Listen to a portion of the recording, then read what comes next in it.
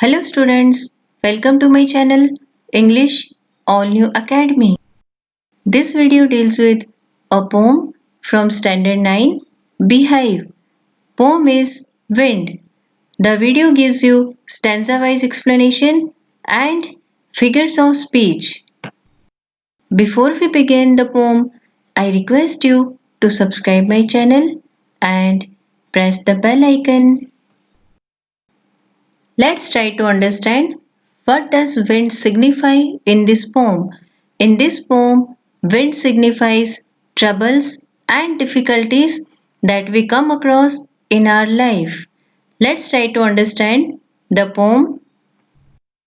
Poem number 2, Wind. It's written by Subramanya Bharti. Wind, come softly. Now here, if we tell to wind, come softly, is wind going to listen to us? Wind here signifies troubles and difficulties.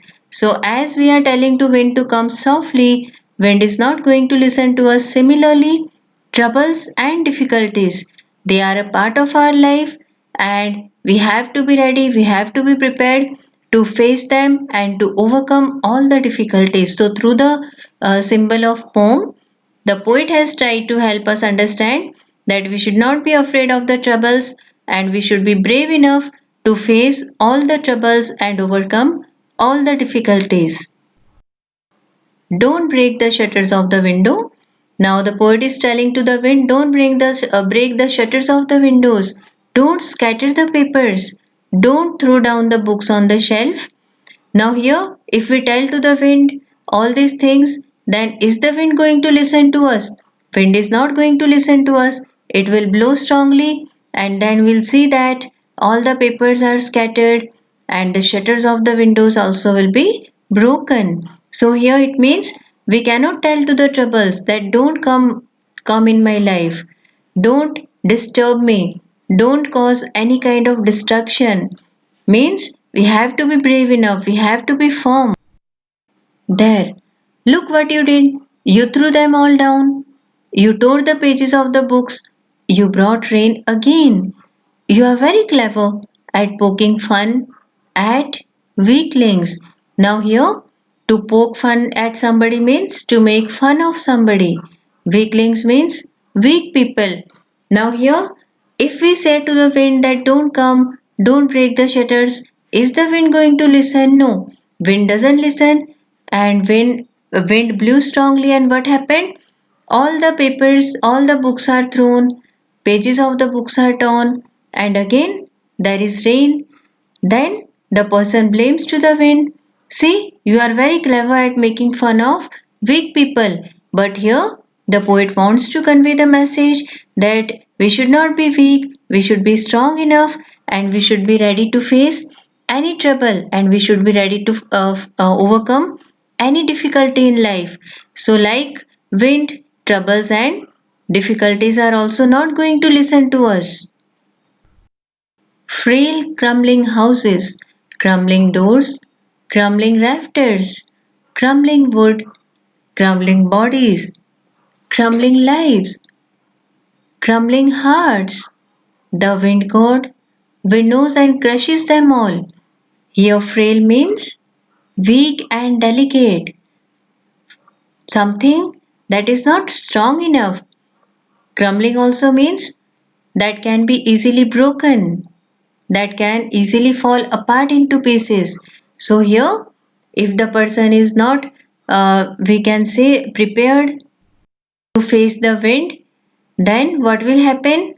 The houses, the doors, the rafters, everything will be broken. So, the poet here says that if you know that the wind is going to blow strongly, the wind is not going to listen to you, then why not build strong homes? Why not build strong doors? Otherwise, what will happen? The wind god winnows and crushes them all. Now, here, wind is given the, we can say, position of God, and like God, it winnows. What is the meaning of winnow? To separate grain from husk by blowing on it. So, if your houses are weak, doors and rafters are weak, food is weak, bodies are weak, your lives means As a person, if we are not very firm, if our hearts are not steadfast, then everything will be winnowed by the wind god and everything will be crushed. Similarly, we can see that if we are not strong enough to face the troubles and difficulties of life, then we are going to suffer. So we have to be well prepared to overcome the difficulty. He won't do what you tell him. Who is he here? Wind God. So wind is not going to listen to you. So come, let's build strong homes. Let's join the doors firmly. Practice to form the body. Make the heart steadfast. Do this and the wind will be friends with us. Now here steadfast means firm, unwavering, one that is very firm and doesn't change the decision or is very steadfast, we can say. Here the wind god is not going to listen to you. That's why what should we do? We should be well prepared to face it. We should build strong homes. We should join the dots firmly and we should practice to form the body. Means we should not be shaken if there is a strong wind, and heart also should be firm. So here the poet conveys the message that if we face any kind of trouble or difficulty, we should not get afraid of it. We should be very strong and we should be firm in determination. And with firm determination, we will be able to overcome all the difficulties. And like the wind, all the difficulties and troubles will be our friends. Means if we are not afraid, then all the troubles and difficulties will be overcome by us easily. The wind blows out the weak fires. Here, weak fires means people who are weak minded, who are not firm in decision. And that's why the poet says that wind blows out the people who are not prepared to face it. Means with troubles and difficulties, if a person is not able to face it strongly, if the person is not ready to overcome the difficulty, then what will happen? The person will not be able to progress in life. We won't be able to achieve what we want to, because we know that troubles, difficulties, sufferings, all these are integral part of our life. So we should be well prepared both mentally and physically to face all these things. And what happens to the strong people? He makes strong fires roar and flourish. So here strong fires means people who are strong enough, who are firm in their determination. So if you are strong in your determination, then nothing can destroy you. Nothing can cause distraction. Means with troubles and difficulties, if you are strong enough and well prepared to face and overcome the difficulty, then you will be able to overcome all the difficulties and progress ahead in your life. You will be able to proceed ahead in your life. You will be able to achieve what you want to. So, whatever obstructions, whatever obstacles, and whatever hurdle comes in our path, we have to overcome all those hurdles. Then and then only we can become strong. And here, when we face troubles and difficulties and when we overcome these troubles and difficulties, we become stronger day by day. And that's why one day we will be friends with the troubles. We will be no more afraid of any trouble or difficulty, and we will be able to easily overcome any hurdle in our life. That's why the poet says his friendship is good because it helps us to become stronger. It helps us to make our determination firm, and that's why we praise him every day. So we should not blame it, we should praise him. That's why the poet says that if you suffer in your life, if you overcome the difficulties, if you face the troubles, then you will become stronger day by day. So we should praise all the hurdles or difficulties whatever we come across. I hope you have understood the message conveyed through the poem. Now let's discuss about the figures of speech. Let's try to understand how poetic devices and figures of speech greatly contribute to the theme of the poem. In this line, we can see that personification and apostrophe are used. Apostrophe because the poet is addressing to the wind, which is an inanimate thing, and personification because again the wind has been assigned the quality of human beings. Here we can see negation is used to convey a positive idea. Don't has been used. So it is litotes.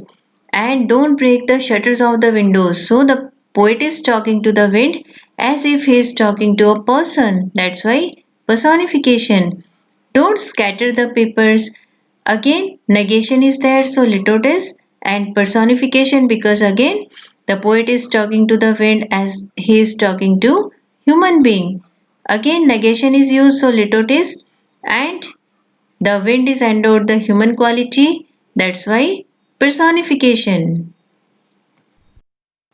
Here also we can see personification because look what you did. So here the wind is treated like a human being. Again here personification U has been used for the inanimate object wind. Here also it is personification. In this line also it is personification. And here we can see the poetic device anaphora is used because we can see that you is repeated in the beginning of the sentence in these three lines. In this line, frail and crumbling, these two words mean one and the same thing. They are like synonyms and they are used to stress some idea. That is, the houses, the doors, they are crumbling. And here, as the synonyms are used, the figure of speech is tautology. And crumbling is repeated. That's why it is repetition. In this line also, the word crumbling is repeated, so it is called repetition. Here, it is transferred epithet because the word crumbling has been assigned to hearts. Here we can see that personification and alliteration have been used. Personification because the wind god, the quality of human being has been God has been assigned to the wind, and as the human beings we know, the wind god we knows all the things, and it is alliteration also because here the sound v is repeated in wind and winnow. In this line, we can see that alliteration and metaphor are used. Alliteration because v is repeated in wind and weak. And here metaphor also is used because weak fires means weak people who are not firm. Here also we can find personification, metaphor and alliteration. Here the word he has been used for the wind, so it is personification. It is metaphor because strong fires here they signify they are compared with the strong people, and alliteration because the sound f is repeated in fires and flourish. In this line again, the wind has been assigned the human quality and it is addressed as his. So it is personification. Again here, him has been used for wind. So it is personification. Hope you have understood the figures of speech and poet poetic devices also are very easy to understand. If you like the video, please like it and subscribe my channel and also press the bell icon. Thank you for watching the video.